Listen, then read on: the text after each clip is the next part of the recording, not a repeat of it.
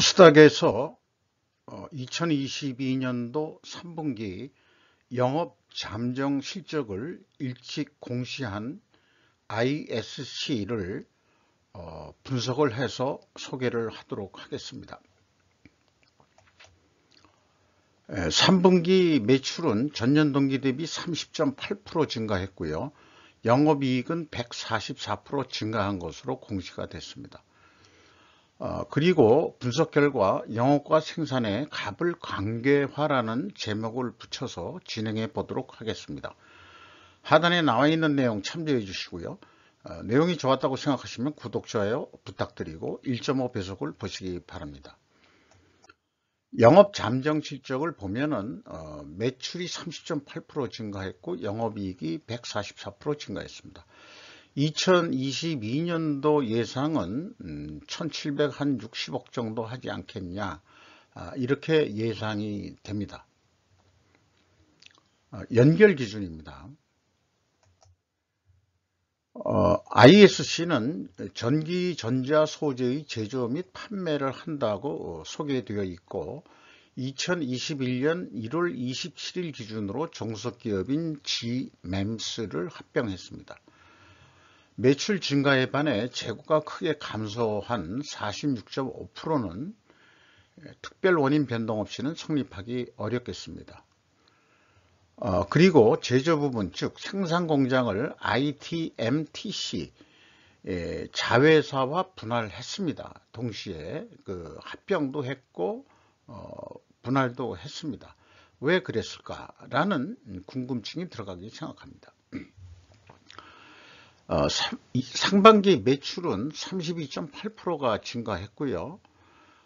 병행해서 가공비 배부 재고자산을 병기를 하기 시작했는데 46.5%나 크게 증가했습니다. 매출이 증가하는데 일반적으로 재고가 감소하는 것은 스루푸드 입장에서는 매우 감사한 일이지만 이런 정도의 감소율이라면 어떤 특별 원인이 있다 이렇게 봐지는데요. 이것이 이 생산 부분을 자회사함으로 인해 가지고 자회사의 제품 및 제공품이 다 넘어간 거로 그렇게 인식이 되겠습니다. 매출 원가는 적게 올랐고요. 그래서 매출 총이익이 크게 증가했고 판매관리비 11.8% 증가해 가지고 영업이익은 131% 증가한 것으로 산출이 됩니다. 원가 회계에서 매출 원가가 매우 중요한 것인데 기초재고 더하기 총제조비용 빼기 기말재고 산식으로 일반적으로 뽑아내고 있습니다. 여기에서 이 재고에 대한 재고 범위 기준이 회계 투명성 1차 관문이라고 할 수 있겠습니다. 그런데 ISC는 반기 보고서나 분기 보고서에 재고자산 명세를 공시하지 않고 있습니다. 그래서 연간 사업 보고서에 나와 있는 재고자산 명세를 보면은 전체 재고가 85억 있었는데 2021년도에 24억으로 크게 줄었거든요. 한 61억 원 정도가 줄었습니다. 그러면은 이 WCAI 상반기 재고는 어떻게 산출했냐 그러면은 비용의 성격적 분류에서 회사가 제시한 재고자산의 변동액을 그대로 적용을 해서 역산으로 풀이해낸 수치가 되겠습니다. 제 개인적인 판단은 분기나 반기에 재고자산 명세를 비공개하는 기업은 공시 기준의 어떤 기준이 어떻다 하더라도 일단 신뢰도에 금이 간다고 저는 그렇게 생각을 합니다. 다르게 표현하면 재고자산 매출원가 분식회계 개연성 가정부터 이제 세워야 되지 않겠냐 그런 생각을 합니다. 이러한 판단은 스캡티시즘에 의한 그런 출발이라고 할 수 있겠습니다.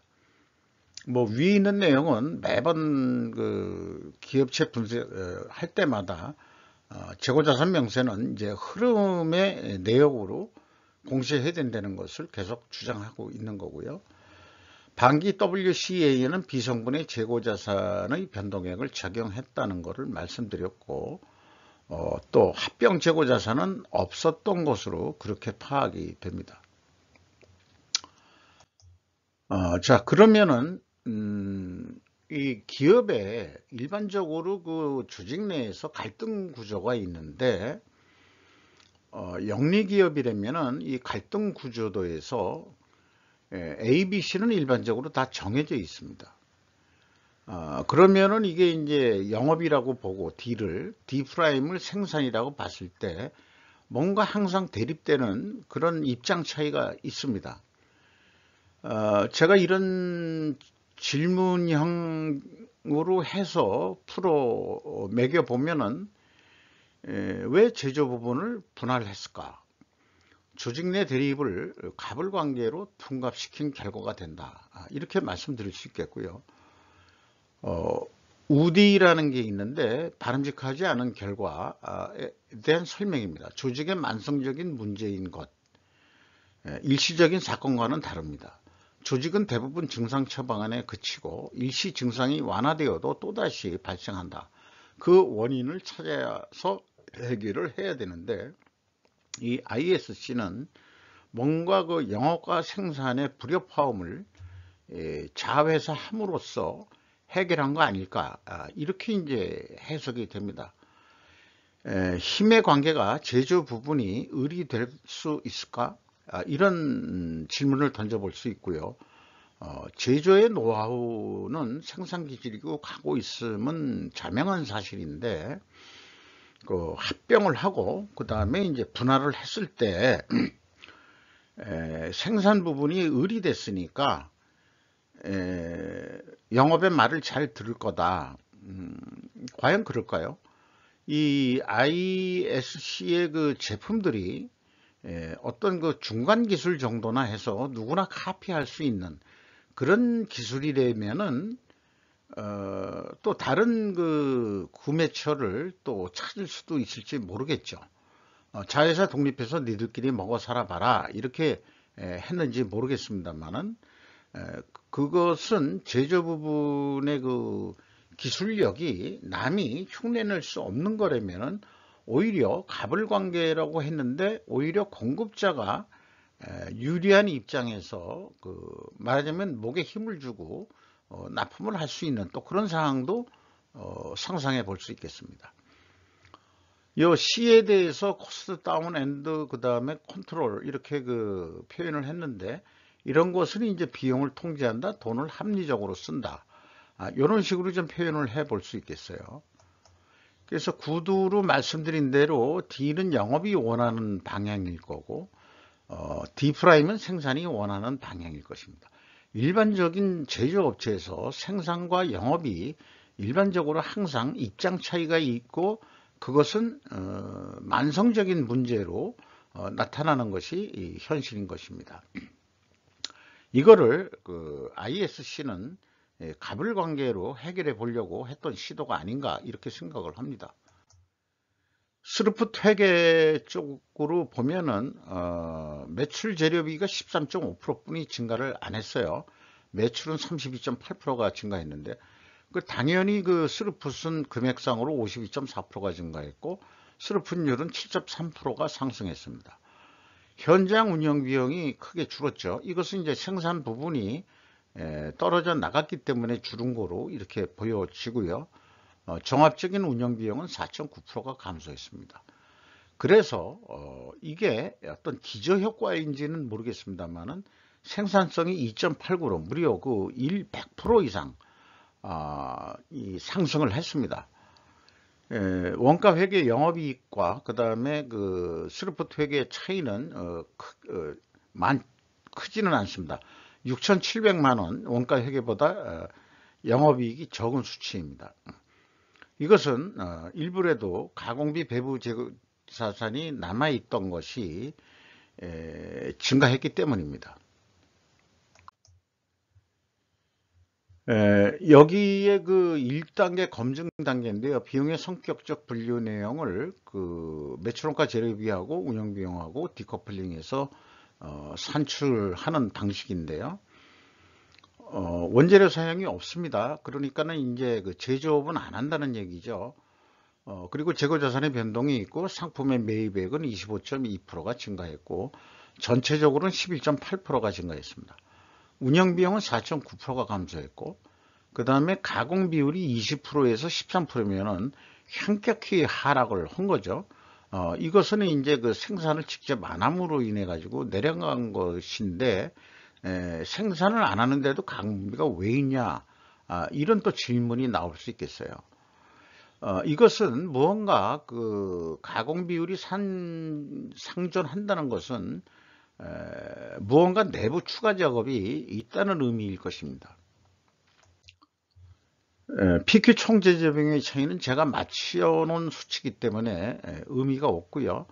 운영비용 중에서 인건비가 72억 집행이 됐는데 전년도보다 35.6%나 크게 증가를 했습니다. 직원 수는 그 생산 부분이 떨어져 나갔음에도 18명이 증가한 거로 되는데 이것은 이제 그 종속기업 멤피스였던가요? 거기를 흡수 합병하면서 들어오는 인원이 더 많았다. 그러니까 나간 인원보다 들어오는 인원이 더 많았다. 이렇게 볼 수 있는 거고 상반기 평균 임금이 3,280만 원인데 연간 한 6,560만 원 정도 예상이 되고 결과론적으로 인건비가 24.4% 인상된 것으로 그렇게 산출이 됩니다. 외주비는 없어졌고요. 그 다음에 지급수수료는 또 감소를 했습니다.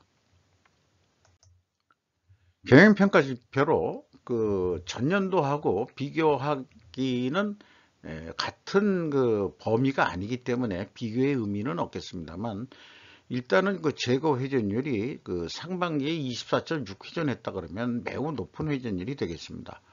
수료분율도 그 증가했습니다. 이렇게 동일 방향이면은 이 범위가 그 제조 범위가 같았다고 그러면은 회계 투명성 가정을 합니다만은 이 경우에는 특별한 경우로서 그렇게 가정하기는 좀 어려울 것 같습니다.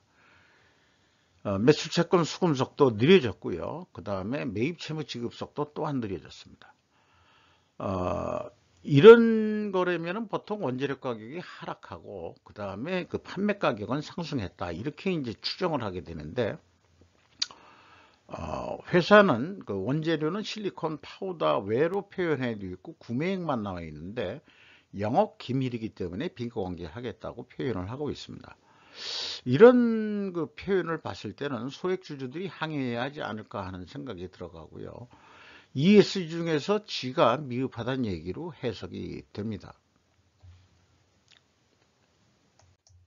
이렇게 그 상반기 실적을 가지고 연간 매출액을 그 예상을 해보면은 한 1874억 원 나는데 3분기 거로 아까 예상했을 때는 한 1750억 정도였겠죠.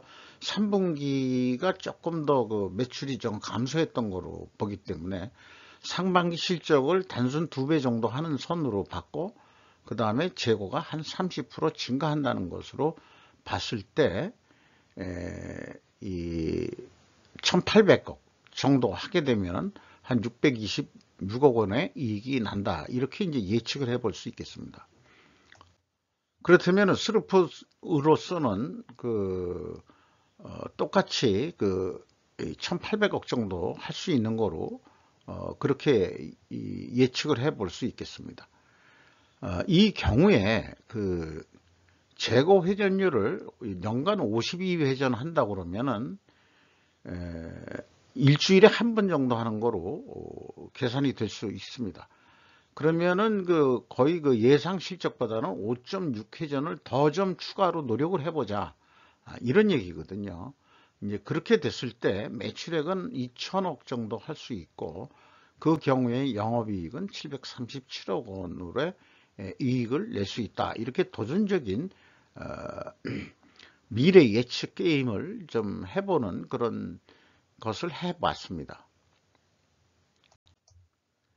주가는 뭐 크게 내려가지는 않았어요. 그리고 장부 가격 대비 211%로 나타나고 있고 그런데 이제 대부분은 이제 펄을 많이 얘기하지 않습니까? 그 그런데 이제 저는 단기 순이익을 신뢰하지 않기 때문에 슬픈 영업이익으로 분모를 해서 한다 그러면은 무려 20.4 퍼가 떨어졌습니다. 5% 이상 주주명을 보면은 헬리오스 제1호 사모투자 합자회사가 27.95%로 최대 주주고요. 정영배 씨라는 분이 7.87% 가지고 있는데, 제 생각에는 이분이 창업자인 것 같은데 아마 운영상의 애로점으로 유상증자, 제3자 배정 등에 의해 가지고 새로운 최대 주주가 들어온 거로 되어 있어서 이런 새로운 이 최대 주주가 점령군으로서 어떤 경영 의사 결정을 하게 되겠죠. 그러니까 2022년도에 1년도 기준이라고 그랬는데 아마 하반기 때쯤 되지 않을까 싶어요. 상반기에 했을 수도 있는데 날짜를 분명히 얘기를 안 했기 때문에 사업보고서에 생산과 영업을 분리시켜서 자회사한다. 그런 거에 대해서 보통 자회사 하면은 주가가 크게 내려가게 돼 있는데 그렇게 크게 내려가지도 않았어요. 이것은 뭔가 그만큼 가치가 생산 부분을 쪼갠다 하더라도 그렇게 크게 가치 하락은 한 건 아니다, 이렇게 좀 볼 수 있지 않을까 하는데, 그런 의사결정은 정영배 씨의 어떤 견해가 반영이 됐는지 여부는 저로서는 확인할 수 없습니다. 아마 의사결정은 최대 주주, 주식회사는 1원 1표니까 사모투자 합자회사가 그런 의사결정을 하지 않았겠느냐, 이렇게 이제 추정을 해볼 수 있겠습니다. 그래서 오나기업이 아닌 경우에는 대부분 이 투자 합자회사들은 이게 생산 부분을 자회사했다 그러면 그건 또 비공개 기업화 했다는 얘기거든요. 그리고 원재료 가격도 영업 비밀상이라고 밝히질 않고 판매 가격도 밝히지 않기 때문에 그런 거가 비상장 기업이면 굳이 공개할 의미가 없는 기준이 되는 모양이에요. 그런 식으로 해가지고 이거를 또 그런 이유도 있어서 자회사화를 했고 그런 거 아니겠느냐, 그 원인 중에 하나는. 그리고 이제 새로운 점령군 입장에서 새로운 대표이사들이 이렇게 봤을 때는 기업이 항상 영업과 생산이 싸움질들을 하다 보니까 아마 생산을 을 입장으로 만들어서 해결하려고 그것은 바람직한 어떤 해결 방법이 아니다, 이렇게 생각이 들어갑니다. 이상 3분기 영업 잠정 실적을 일찍 공시한 아까 PS인가요? 네. 회사에 대한 상반기 분석 내용을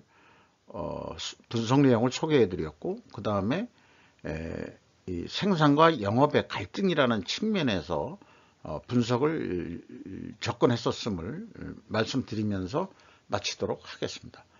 감사합니다.